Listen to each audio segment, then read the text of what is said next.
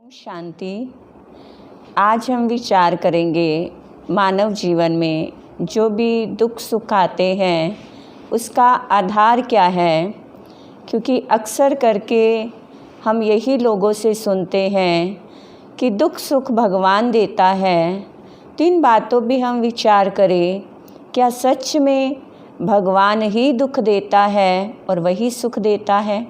एक तरफ तो हम उनकी महिमा गाते हैं, दुख हरता सुख करता, कि परमात्मा पिता हमारे दुख हर के हमें सुख देता है।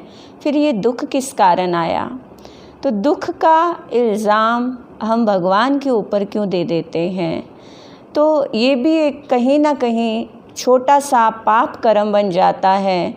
या जब किसी की मृत्यु होती है तब भी लोग यही कहते हैं भगवान ने बहुत बुरा किया। तो सच में सोचने की बात है, क्या भगवान बुरे कर्म करता है?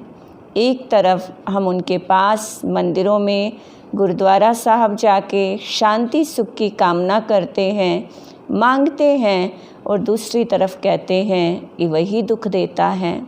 तो एक छोटी सी कहानी के माध्यम से हम जानेंगे सच में हमारे जीवन में दुख सुख का आधार क्या है। तो कहते हैं कि एक बार एक पिता के दो बच्चे थे। दोनों को माँ बाप ने अच्छे स्कूल में पढ़ने के लिए लगाया। दोनों की बहुत अच्छी शिक्षा चल रही थी, लेकिन धीरे धीरे जैसे बच्चे बड़े होते गए तो बाहरी संग का भी प्रभाव पड़ना शुरू हो गया। एक बच्चा पढ़ाई में बहुत होशियार था, लेकिन जो दूसरा था वो कहीं ना कहीं उसका ध्यान इधर उधर की बातों में, खेल में ज़्यादा जाने लगा और पढ़ाई की तरफ कम। अब जब उसका रिज़ल्ट आता, स्कूल वाले बुला के माँ बाप को कहते कि आपका ये बच्चा पढ़ता नहीं है।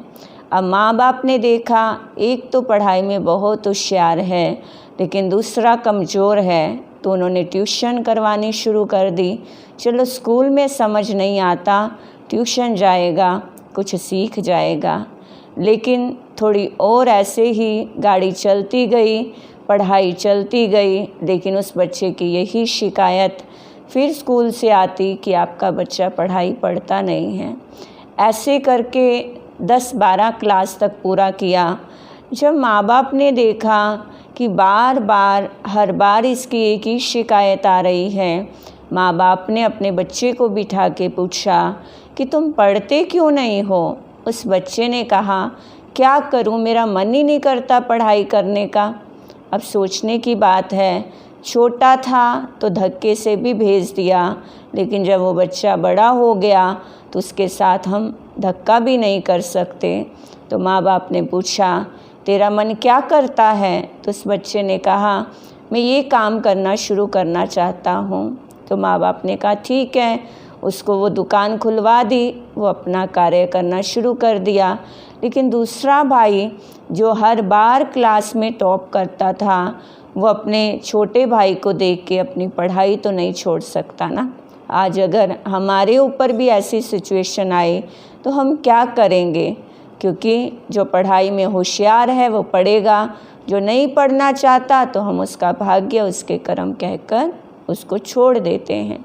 तो ऐसा ही हुआ, छोटा अपनी दुकान में मस्त हो गया और बड़ा अपनी पढ़ाई की तरफ बढ़ता गया। पढ़ लिख के कुछ सालों बाद वो बड़ी पोस्ट पे ज्वाइन हो गया।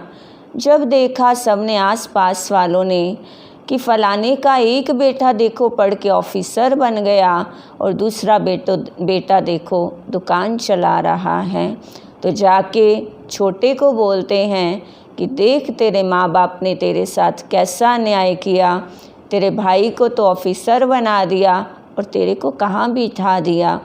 उस लड़के को बहुत गुस्सा आता है और जाता है सीधा अपने माँ बाप के पास और जाके कहता है, ये अच्छा नहीं किया आपने मेरी ज़िंदगी के साथ। बड़े भैया को तो क्या बना दिया और मेरे को कहाँ बिठा दिया। अब सोचने की बात है, दोष किसका था, बच्चे का या माँ बाप का?